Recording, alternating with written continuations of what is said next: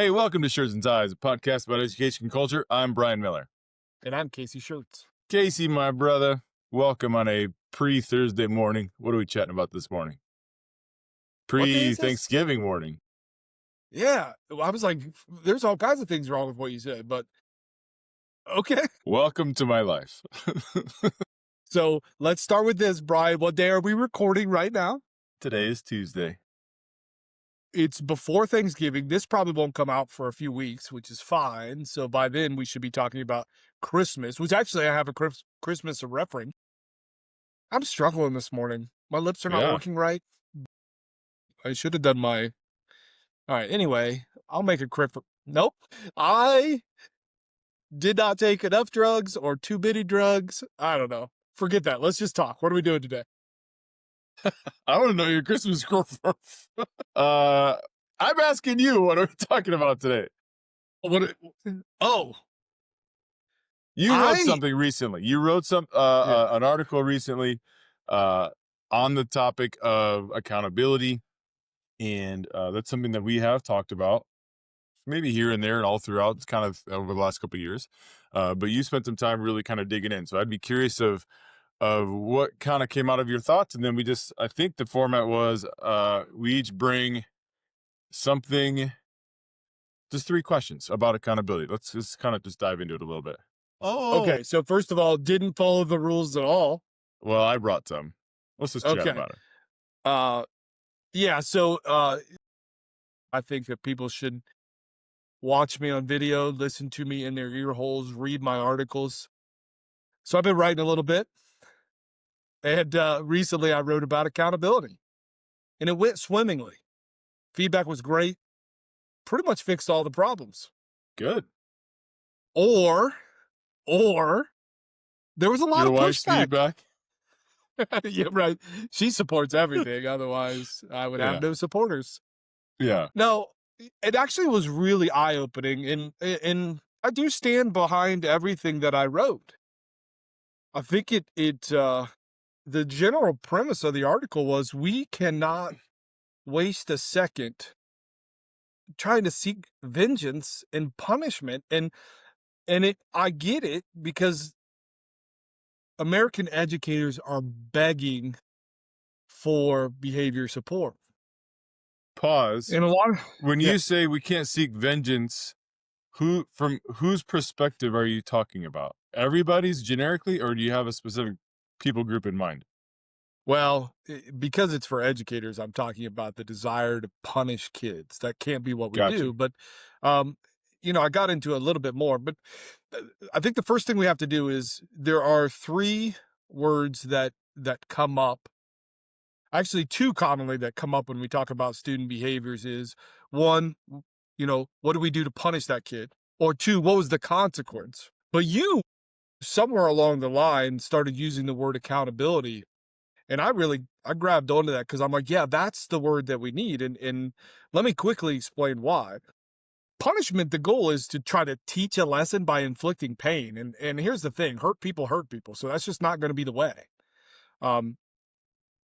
It might get a change in behavior, but probably what's going to happen is you're just going to hide those behaviors better from you. They're not actually going to change. And then they're probably going to try to, they're going to continue those hurtful behaviors, and they might even be amplified because they hurt more. So that's one. But punishment, and we can dig more into that. But and then when you say pain, like I'm trying to parse that out a little bit in my brain, because when you say pain, punishment seems to have. Initially, I was going to say it's an act, but it can be an ongoing act. But the purpose of punishment is to produce pain, psychological, emotional, or physical pain, to change your behavior. Mm-hmm. Embarrassment, like if you like the old, what are they called, where you put your hands in the head and like the shame them. Yeah, right. Like you're gonna experience this shame so that you change. You're gonna go to prison so that you change. We're gonna give you punishment. Okay, or pain.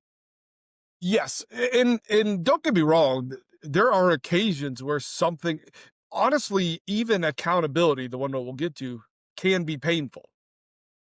But that's not the goal. And I guess when we want punishment, and I know you've said this, and maybe you already kind of did, when I think about prisons, when I think about all these things, who's the punishment for? Punishment is for usually the aggrieved wants to get even. It wants to even the score. Correct. The punishment is for me, right? Like, so Yes. that I feel better to see you in pain. I feel better that you are suffering. Accountability is not that. Okay, and then we use the phrase consequence too, and I don't think we should be using that phrase because consequences occur naturally and don't require adult intervention. If a kid is running down the hallway and they trip and fall and they skin their knee, that's a consequence. I didn't have to get involved, and in fact, I don't.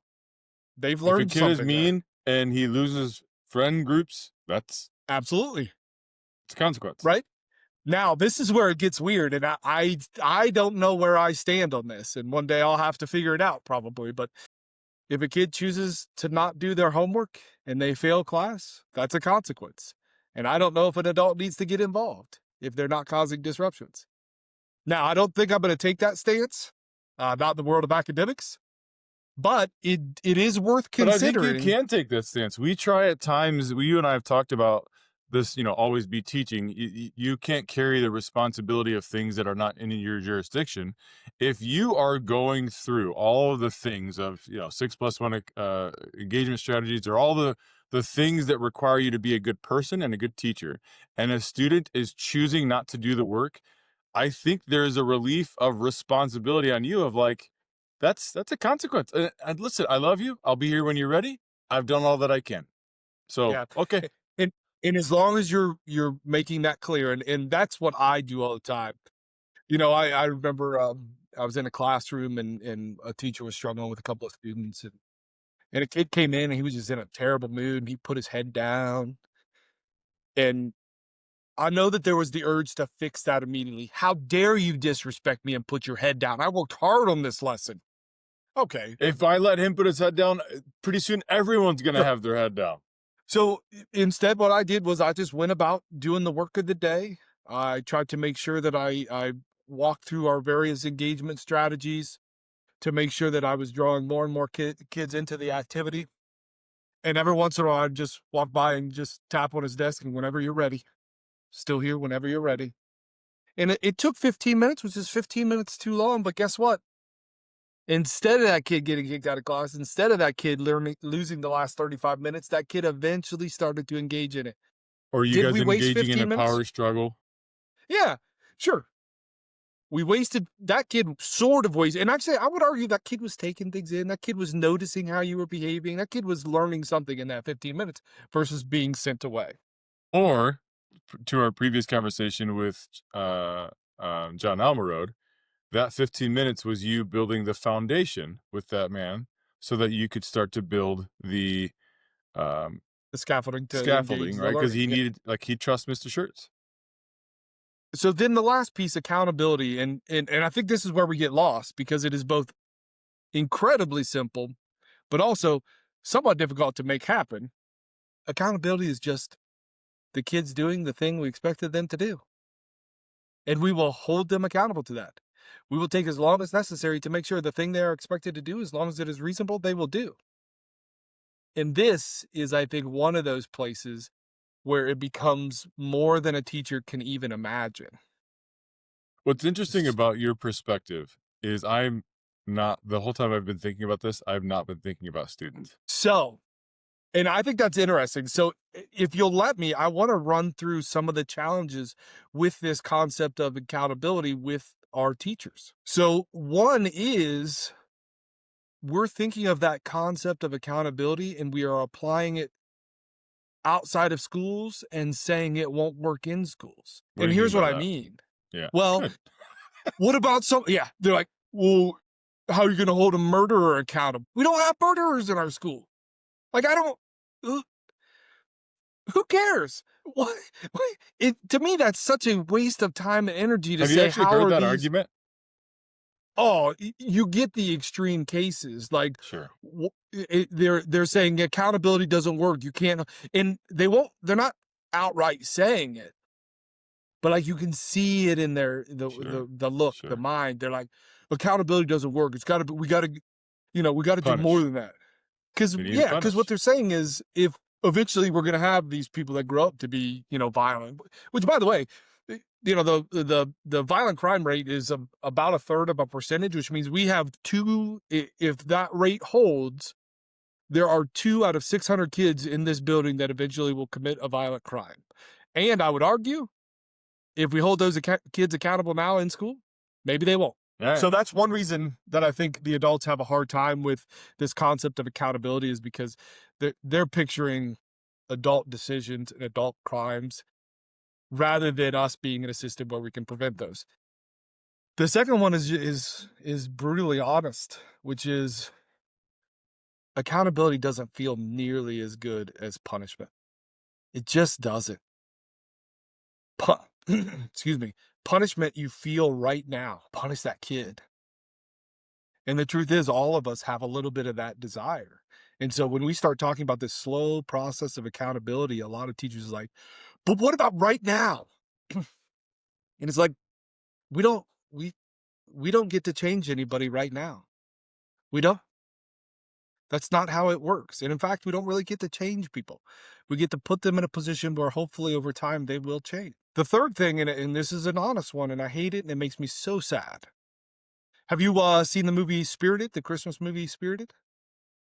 So when I was at the beginning of the episode stumbling over the word Christmas, the major theme of that movie is the question about if people are unredeemable. And there are lots of adults who look at some of the kids in the building and feel like that kid is unredeemable.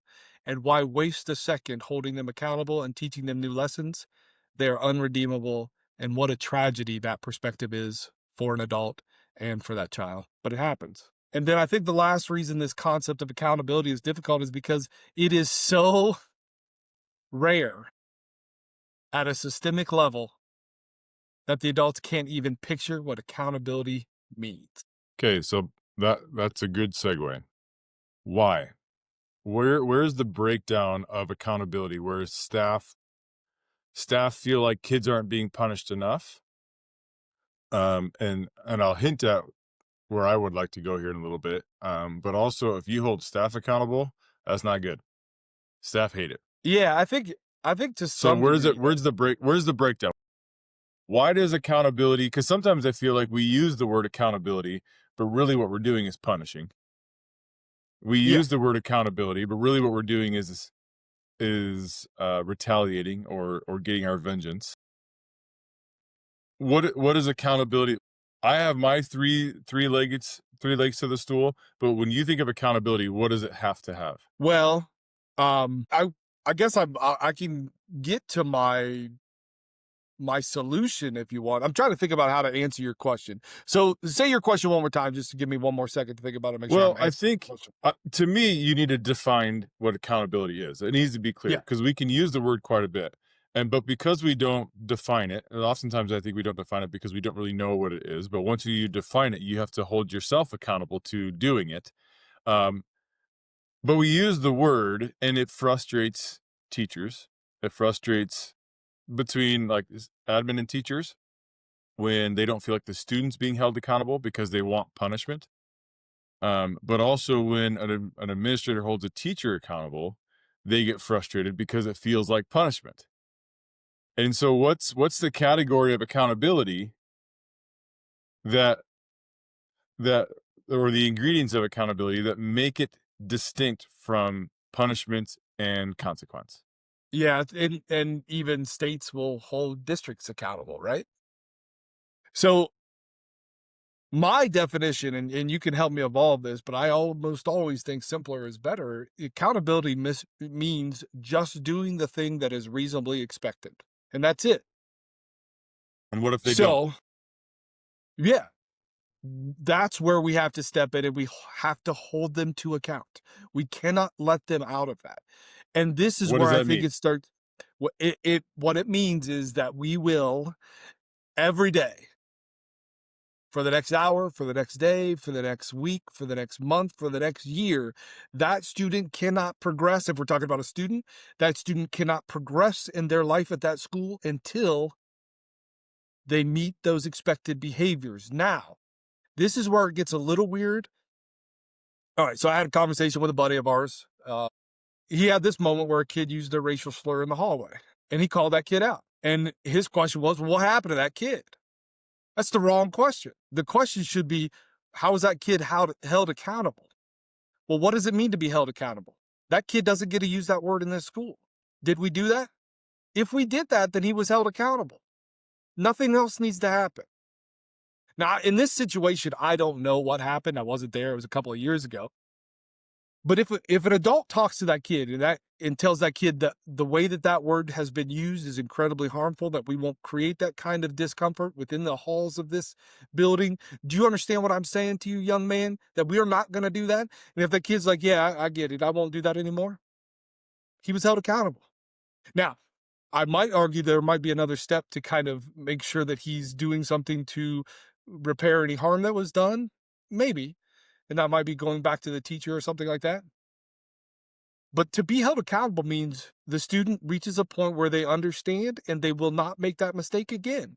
And sometimes. Okay, so I'm going to pause you there because Sure. I think that part of accountability is this clarity, right?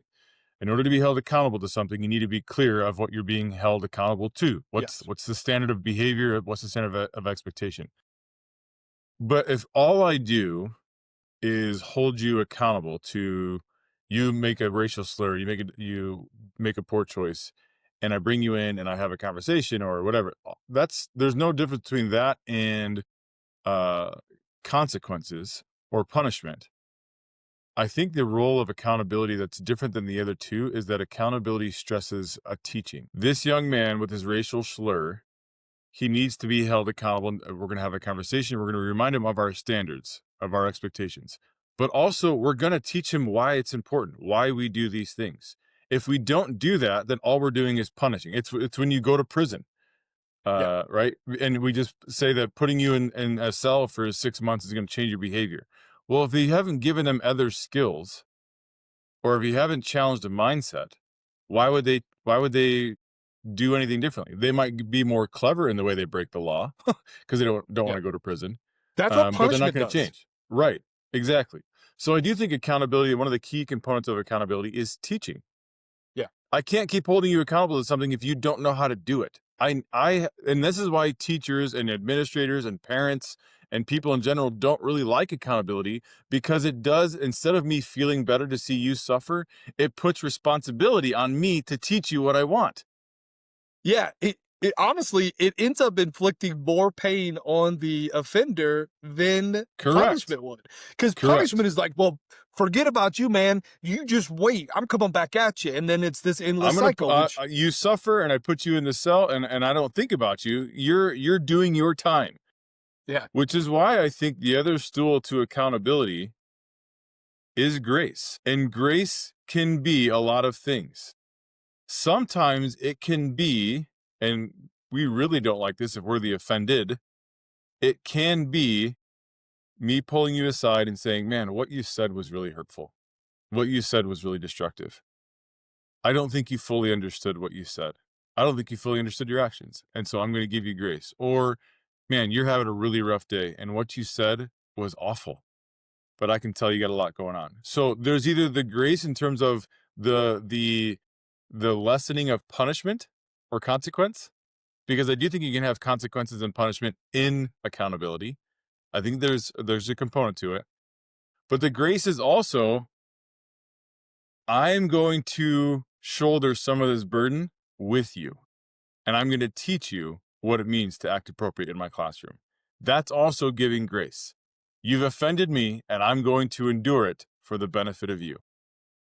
I like that a lot because this is where it exhausts the adults, and a lot of adults don't want to do it, is because if a student doesn't have the skills or knowledge or know-how or understanding to act in a way that is appropriate, they will need an adult to help them carry that burden, at least for a bit. But we always must hand it back to them. Here's the other thing. So, and so I like that. So I appreciate you adding grace to one of my concepts. Let me just add really quick before you go on, Sure. because if you take grace out of accountability, you have fear. If all you're doing is holding kids accountable without grace, they are afraid. They're afraid of consequence. They're afraid of making a mistake because they don't know what to do. Accountability without grace is fear. Keep going. Sorry. Yeah, and no, I think that's great. I think that's excellent, and that adds to my perspective a little bit. So I like that. Do you think maybe you should have held off on your article? Not even a little. Not even a little. Uh, in fact, I wish I would have hit publish sooner. Uh, the so in my writing and in my general belief, there are some things. So you gave 3 examples, and I actually am going to separate this out into 2 things.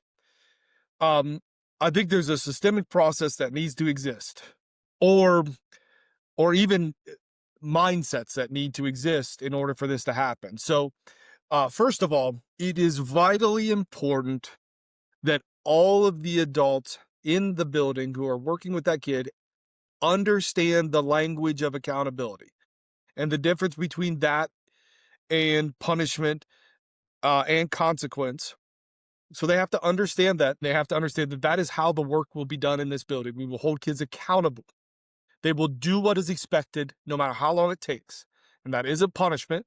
And it does mean sometimes we have to carry a little bit of that weight. Secondly, we absolutely have to invite parents into this culture of accountability. We have to. And I know that this is exhausting, and the kids we're talking about have some of the most difficult parents. Even if they don't agree with it, even if they're not going to engage with it at home, they have to know that in this building, we hold kids accountable to the expected reasonable behaviors. And no matter what they're willing to do or unwilling to do, that's what we're going to do here. And then whenever we have a difficult moment with them, just say, hey, I know, and you've expressed that you're frustrated with this and that you don't really agree with it, but this is the culture of this building. And I'm going to hold everybody, including myself and the students, to that standard. Thanks for coming in. Thanks for being part of this conversation. I know it still frustrates you, but I'm glad you were here. And then Can I give you an example? Sure. I had a parent call the other day, call the office. And I've known these parents for quite a while. I had them when I was at the elementary school, and then when I moved to the middle school, their kids followed. And the mother called the office yesterday, a couple days ago, frustrated by something. She was rude. And my secretary, I was there, I don't think was rude in return, but she was short of like, I'm not going to like engage in this. So she just gave her the information that she wanted and then moved on. And the mother hung up the phone on her. And then she responded to this message that went out to all parents about, and it was not connected to the phone call, but it was connected to the topic of why the phone call was made. And the parent responded with, got the message, not my fault, teacher fault, office lady is still a B word. Oh. And that message goes to my secretaries and to me. And so I called the parent and just said, what was that about? Oh, that seemed a little bit harsh. Well, this, that, and the other. I'm like, well, I understand that. But in North Middle School, we don't let our students say this, and we don't let our staff say this. And so if you're frustrated with my secretary, I'm going to encourage you next time to come on in and talk to her about it, or me. But please don't send this response, because she sees it and I see it, and I think it's inappropriate. I know she sees it. That's why I sent it. Well, we don't allow that in North Middle School. So next time, please come have a conversation with me. There's no consequence. There's no punishment, but there is accountability. Yeah. And the thing is, I say that to like parents, staff, students, we're all held accountable to the same standard. And we have to be okay if we are living by whatever code of ethics we have within that building, and we are doing those things by that standard, and other people don't comply, especially people outside of it, like the parents, okay, we don't have to carry the weight of that. Now, I know that that's frustrating, and I know that some people will be like, well, why even waste the time? Here's the thing. These parents have a certain perspective of what school is like. And if every interaction they have with the adults in that building, with the teachers, the administrators, the secretary, those adults are patient, there's a little bit of a lesson being taught Mhm. a lesson maybe they'll never learn because maybe it is too late for the adult, but it isn't too late for their child. It isn't. And so we have to exhibit that in all facets. And some of the adults absolutely would love to be in on that conversation about accountability because they are desperate for ideas and strategies too. Not all of them. And please don't let the extreme cases derail all of this work because most of the time it does work. And with the kids, almost every time it does work. And Third even thing, if it doesn't, you did the right thing. correct. So the third thing then is that we have to be patient with this process. Growth is not linear. Growth is slow. And I like your word that you added to that, which is we have to have some grace in that process too. Or, if you want to use the word empathy, but I like your word grace. So let's blow this up a little bit in some different contexts. Okay. Because sometimes, and I told you, I went straight to thinking about admin and teachers. Yeah. And I know this is a big conversation with students, and it's a friction point between the office and the teachers when they feel like students are not being held accountable. Now they might say because they're not being punished. So there is definitely needs to be some clarity. Like I would even suggest, and we've done it a couple times, I need to consistently do it, a conversation with staff in a PLC. Yes, Mr. Lamb, PLCs are purposeful. That you put up consequence, accountability, and punishment. And as a staff, you walk through them. What's the difference? What do they look like? What do they sound like? What's the purpose? Which one are we going to choose? Because I do think punishment and consequence can be a part of accountability as long as your goal isn't to make the child suffer or make the parent suffer or make the teacher suffer. I think they can play a part in it, but it's not the end goal. It's just it's a it's a tool in the process. Yeah, I mean, and for those of you who are masochists and want people to be in pain, guess what? Accountability inflicts pain. It's just not the point. Right. And it's not the point. It's not the goal. So let's put this in a different perspective though. You have because teachers desperately want, and this is a very generic statement, but it's comically understood that teachers are the worst students in PLCs, right? Teachers are the worst when it comes to any sort of activity that they expect their students to engage in. You ask them to do it in a staff meeting, they groan, and it's we kind of jokingly acknowledge it in my meetings, but also teachers generically want students held accountable quickly and now and consistently. But they themselves want a shit ton of grace. And they want me to understand the context and they want me to understand their intentions. And when I hold teachers accountable, now you said don't use the small percentage of students and make it generic for all students. I'm going to do the same with teachers. It's a small percentage of teachers. One or two maybe in a building of 50, 60 teachers, where any sort of accountability or calling to the carpet is interpreted as he's being a bully, he's picking on me, he's retaliating against me, and they want zero accountability because it feels like punishment. So I have been working with you're going to have those people, and they're desperately toxic people in your building, desperately toxic, because they're the first ones that will leave your office after a small conversation about a minimal thing that just has to be improved. And they will go throughout the entire building. Miller's so mean. Miller's just a bully, whatever. So I've been working a lot with how to continually keep those people accountable, because what happens is principals become terrified to have accountability with their staff. It's easier just to not say anything. And you've worked with those people and you know those people, principals, who, and I have too, who would rather not have any sort of conflict and just let it be because they're terrified of the retaliation of the teacher. And it could be going to the union, and it could be the things that they say about them, whether on social media or in the building. So what are some things do you think that have to happen so that a principal can also feel safe and secure and holding staff accountable. And when it does get loud, nope, I'm not doing those things. I'm just holding you accountable. So, you derailed me a bit because really I was starting with kind of the broad systemic processes, and I was about to talk about what an individual should do or small groups of people. I think first you have to set the stage for a mindset shift, which is everyone will be held accountable. And here's why, right? And you run through that. And because I don't think, and this is to answer your question, it's almost impossible to hold people accountable alone. Because I, as an individual, or you as a principal with your staff, we have so little time and influence over the individuals. You have to have a team of people who are pulling in the same direction, who are working in concert together to hold people accountable.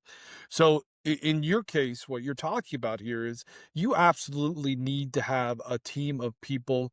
And this is, I think it works in two ways. One, your supervisors, your colleagues, so other principals, the superintendent, associate superintendent, all of you must be in agreement that the adults in this district will be held accountable too, and here's what that looks like. And if you're if you're keeping good notes, if you're doing all the things that you should be doing, and you are communicating well with your supervisors, it won't feel safe, it won't feel secure, but it will be, right? And I think the same is true when we talk about students. I can only do so much, but that kid that is a terror throughout the building, even if I can get them to behave in my class, I'm not fixing what they do outside of my walls because you need a team of people.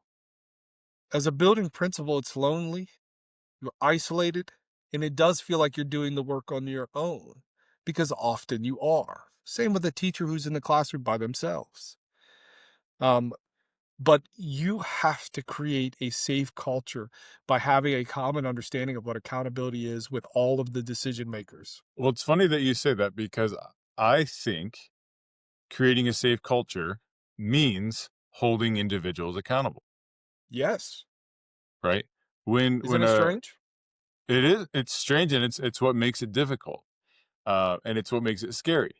Um, but I do so here's where my mind went of if you recognize this person whether ahead of time or too late and you're realizing holy crap this person does not like to have in any way a conversation and they blow you up every time you hold them accountable. There are just a couple maybe key things that I would like to emphasize and maybe chat briefly about. Um, as a tangible way to ensure that accountability works in your building or in your classroom, because I think it's building, I think it's district, I think it's classroom, I think it's home, I think it's all the things. So number one is you can't, and we talked about this a little bit, you can't hold people accountable suddenly. Right? It has to be you're holding them accountable to something that has been established, that has been clearly communicated. The whole building, the whole school, the whole classroom, they understand that when Miller's going to say, hey, you talk to that student that way, or hey, you behave this way, I'm going to be able to point to something that we've already clearly communicated. This is an expectation, and you're deviating from that expectation. So it can't happen suddenly. It needs to be a reminding of a standard or expectation that is already established. Are you okay with that so far? What you're saying is we have to model the expected behavior and we have to explicitly teach it. Correct. And that's what prevention looks like. So one way that you limit the outcome that occurs from accountability is you make sure that there's absolute clarity. Do your teachers know what to do now? Correct. Right. Correct. Remember in our conversation with Todd Whitaker, and he gave the story about the basketball player who jumped on the court mid play, and he said the kid got penalized, right? He got whatever, but it's the coach's fault. I did not tell him how to enter the game. So implying that it is our responsibility as the leaders parents, teachers, administrators, superintendents, that if we're going to hold somebody accountable to something, we have to be able to say, we've I clearly told you. talked Yeah. about this. Yeah. Not I told you Secondly, so, but I told you. yes. Secondly, the conversation needs to therefore be anchored in evidence, not emotion, right? I'm not talking about how it made me feel. I can share that, right? I can share how this made me feel, but that's not my anchor. My anchor is the evidence. My anchor is the behavior. My anchor is the and if they start going into all of the, well, this is how I felt or this is what I was thinking, that's great. And that's where grace can kind of come in. I understand it. I understand that maybe you didn't mean it in with intention to destroy. I can give you grace. That's why the accountability is just me reminding you this is our expectation. There's no consequence to it. There's no punishment with it. The accountability is a conversation of reminding you this is our expectation. The grace can come in with, I understand you were stressed. I understand your perspective. That doesn't mean we're allowed to do that. And here's why. So, clarity in the beginning, anchored in evidence in the conversation. Anything else you want to add to that? No, I think that's good. And when you're done, I want to go through a step-by-step process I had for the classroom too. And then what I'd like you to do is say, hey, yes, this would work with adults, or here how we would adjust it for adults. But yeah, so keep going. So I have the pre, the during, and then I think the post. And the post is to your point, what you said earlier, that we can't change behaviors or we can't change culture in a moment. It is consistent. So a couple things. You have the conversation. How the aftermath of that conversation, I think, is the most important piece. Because if you in any way show retaliation or in any way show an awkwardness or in any way show a break in like relationship or trust, that's when it Yeah. feels now like a punishment. But if you can go back to that person and just affirm them the next day, if it's a student, you put your arm around them. Hey, yesterday was a rough day, but today's a new day. I got you. Go back to the staff. Hey, I appreciate the hard conversation yesterday. I want you to know I still trust you, still support you. Let's get after it today, right? The aftermath, and then even just the actions afterwards, right? Because once you hold somebody accountable, their radars are up of, well, is he gonna hold Casey accountable? Is he gonna hold Brian accountable? Right? Like, because then if you're not kind of having that conversation with everybody, and not that you go around like hitting all the whack-a-moles, but you're consistent in your accountability. Because once you let it slide for somebody, but hold somebody else accountable, then it's targeted or it feels targeted. And so it's the behavior over time that I think, to your point, it builds a culture of accountability equals trust and safety and all of those things that we want. We don't think that, but that's exactly what it does. Yeah, and actually, this is a great point. So I mentioned earlier that I was talking to a buddy of ours, and he was the one sharing the story about the kid that used the racial slur in the hallways, and he was frustrated because it wasn't his student. It wasn't even a kid; like it was a kid he just saw from time to time in the hallways. Because the truth is, in his classroom, he always takes care of it. He doesn't ask for outside help. And he goes through that process, and there is closure because eventually he stands in that hallway with that kid, make sure the kid understands that he's still there for them, but he will not tolerate the things that were clearly taught. And he's holding that kid accountable. This kid in the hallway, though, this kid got away, right? The kid takes off running. The kid, he doesn't get a chance to close that thing. And that's why he's been thinking about it all these years later, because he doesn't know what the outcome was. He didn't get to finish that. So, do teachers, parents, students, do they always need to know the outcome? So I think yes, but let me think about that as I go through my steps. Okay. Because I'm wondering if there's a scenario where that's not true. So let's take this because here's what individual teachers need to do. And I would hope that the building would support them in this process when it's necessary. But when we have a student who does something that doesn't meet the expectations of the building, these are the steps that I think have to be taken. To your point, you have to state the harm. You have to say the thing that they did that doesn't meet the expectation, and why it's harmful. I also think you have to take away an audience. You when you talk about that teacher is going to thrive on the audience of people that will listen after you try to hold them accountable. And sometimes you can't take away the audience. You might only be able to do it in the moment. But in the moment, you want to make sure. So, if a teacher is saying something during a meeting, you probably say, "Hey, we'll finish this conversation later. We're going to move on." Right? Take away that audience. If a student's doing something in front of a crowd of people, you got to separate that student from the crowd, uh, because a lot of it is performative to maintain status. Then you do have to reteach the expectation. I want to actually pause for a second. Performative to maintain status. I think in many ways that's something that we need to remind ourselves as part of maybe the grace component or just an understanding of the complexity of humanity. Where when a student stiffens up or a teacher peacocks up, or they go and they share this, if they don't have an immediate audience in the office with you, they will go and create an audience. And that's where it gets difficult as a leader because they're going around and they're saying things and they're building a cheerleading squad based solely on their perspective, most of the time on highly inaccurate information. But they're getting themselves a cheerleading squad that supports them. And that's so hard as a teacher, if it's a student, as a principal, if it's a teacher or a parent. But if we understand what they're like, if that's the scenario, what are they reaching for, Casey? What are they striving for? When somebody does that, again, to use the small percentage, there's a small percentage of people who are doing that for the sole intention of destroying your name. They want destruction. But by and large, why are people doing that? Why are they searching for a cheerleading audience? They need connection, and they don't have a better way to do it. They need their status protected. They need to feel included.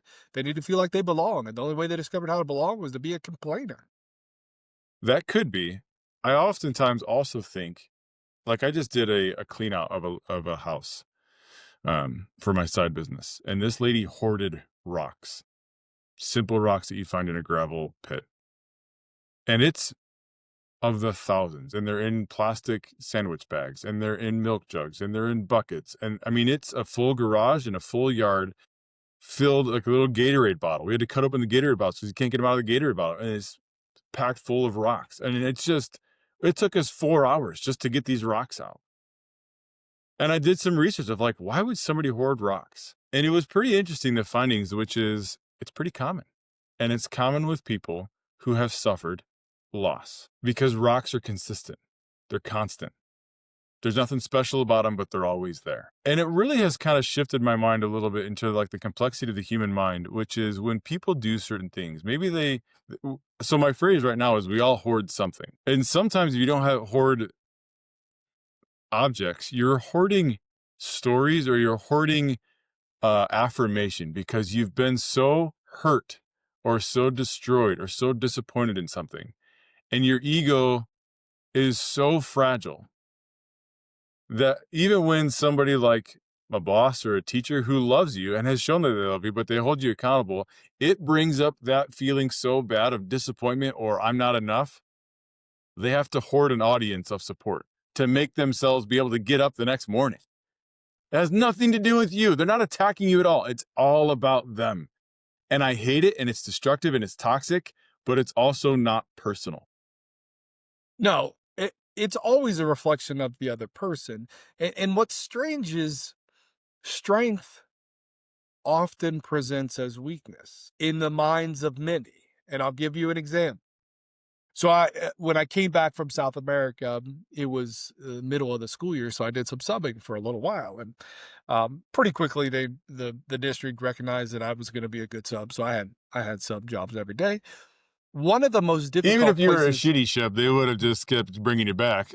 That's a good point. That's a good point. Because what choice do we have, right? Warm body, we got you. So the worst place to sub in, I felt, was PE at the secondary level. It is a free for all. The kids are running around. It's nuts. A lot of people hate that. Some people liked it because it's just like whatever, run around. But I like to maintain a space. I want to make sure that there's order. So it was tough for me. Well, and then sometimes what you'd have is you're in the midst of competition. It's physical competition, and there's things that come along with that. There was a kid in there was a really difficult kid. He was difficult for everybody. And who was I showing up as a son trying to hold this kid accountable? And one day he squared up on me. He got in my face, he squared up. I'm a man, right? What am I supposed to do? I got to look tougher. Nah, are you kidding me? Well, what good's that going to do? So I gave him the win. I took a step back. I turned away from him. I kind of shrunk myself down and I gave him that win. Sure, you can keep your status right now, buddy. You know why? Because I was supremely secure in mine. I didn't have to win this moment with this kid. What was I going to win? That's crazy to think that that's winning anything to go ahead and square back up against the kid. Sometimes strength means you let yourself shrink down and you give that person a second because you know long term, you have what it takes to shape and craft the whoever's in that building, whoever's in your space, and even maybe that person a little bit so that they can see things differently and you don't have to win this moment. And I think that we often think that strength requires puffing up, winning a moment. Nah, strength means you get the victory. We don't ever control the moment. We control ourselves in that moment, but we don't control others. What we have to seek is a future that is better. That is strength. To our conversation with Eric Larson and Humilitas, the bully gets a bit done for a short amount of time. Being strong, being loud, being boisterous in the moment. Sure, you might get a little bit done for now, but in the long run, you're quickly forgotten. Your influence shrinks. And I think that's a good point, Casey, of like, we oftentimes it's a inverse, right? Sometimes our strength is perceived as weakness and our weakness is perceived as strength, right? So if we're highly sensitive and defensive and we get loud and we curse and we get people to do what we want, that's actually a sign of weakness. It comes across as strength. Don't mess with Casey. It's actually a weakness. But the guy who can, or the gal who can just kind of calmly sit in the situation, hear the accusation, not retaliate out of emotion, but do the right things, find grace when you can, respond to grace when you can, still hold you accountable, uh, and then move forward. And it's not confidence in that. Like I every time I have those conversations, I'm not confident. Like I walk away, my stomach is in rot. It feels awful. I'm confident that it's the right choice, but it feels awful. And I'm going to go a step further. Like that phrase, don't mess with Casey. What happens to Casey? He ends up alone.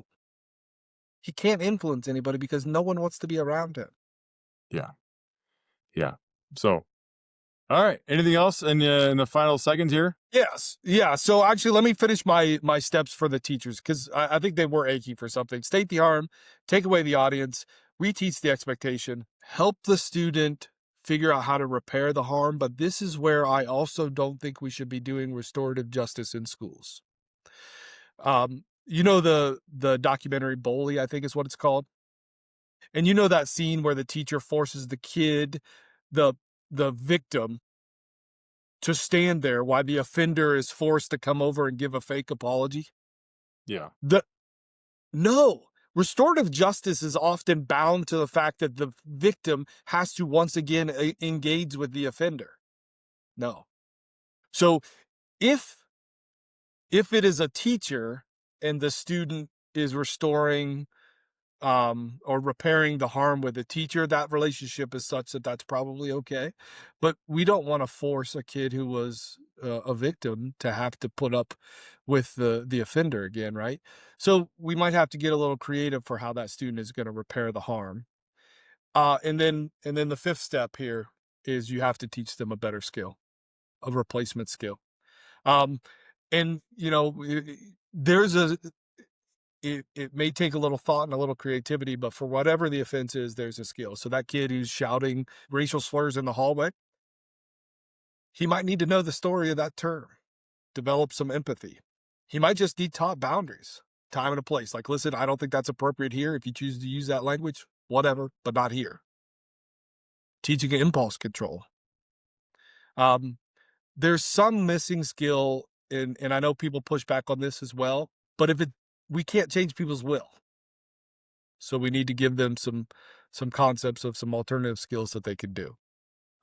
So those 5 things are the things that teachers should probably do when dealing with these difficult behaviors. And then last, to answer your question, when we're dealing with a difficult behavior, I think we do have to close the gap.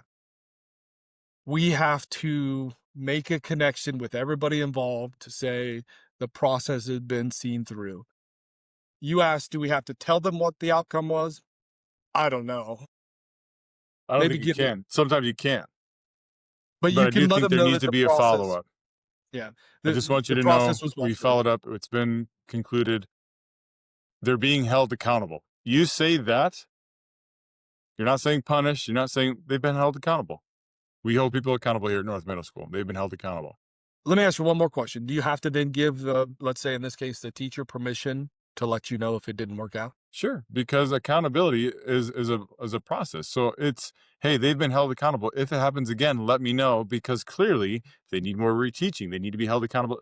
Accountability isn't, like, to your point, isn't a one and done. It's a forever long. It's a And forever that's why long process. and that's why no matter what we say, do, talk about, teach, it will always be frustrating.